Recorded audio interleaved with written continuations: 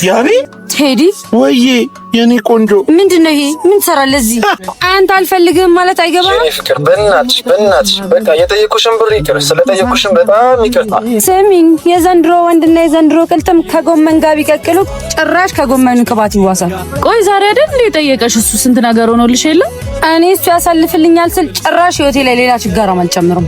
በጣም ነው የምታሳዝኝ። ኡፍ እኔ እናት ተይኝ፣ አጨቅጭቅኝ። አልፋታለኝ እኮ እየደወለ ነው አሁንም። ቢያንስ እንኳን እስቲ አንሺለት። አያሳዝንሽም? አንተ አልፈልግህም ማለት አይገባም። የኔ ፍቅር በእናትሽ በቃ የጠየቁሽን ብር ይቅር። ስለጠየቁሽን በጣም ይቅርታ። በእናትሽ ብቻ ትተይ። ሰውዬ አንተንም ማባብልበት ጊዜ የለኝም። እኔ የሚመጥነኝን ዲያስፖራ ጠብሻለሁ። አልፈልግህም ማለት አልፈልግህም። ከዚህ በኋላ ስልኬ ላይ እንዳትደውል። በጣም ጉደኛ ነሽ። ጭራሽ ሌላ ጠብሰሽ፣ ለዛውም ከላስ ቬጋስ የመጣ ቆንጆ ሎተሪ ቤት አለው። ኤቲኤም በዩ።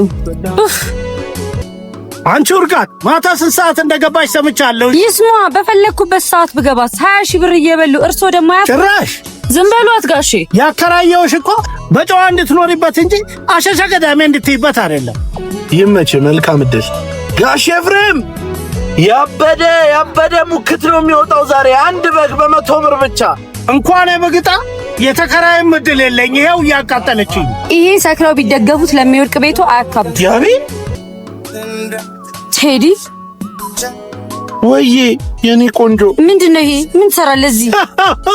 ይሄው ቦዘኔ ለቦዘኔ ትተዋወቃላችሁ። ሰፈሩን ያመሰው ውጣ ውጪ ነው። ምን? ወይኔ ያቢት፣ ይሄ ነው ሎተሪ ቤቱ? ወይ ላስ ቬጋሱ እዚህ ነው። እንደሰራህልኝ እሰራልሃለሁ።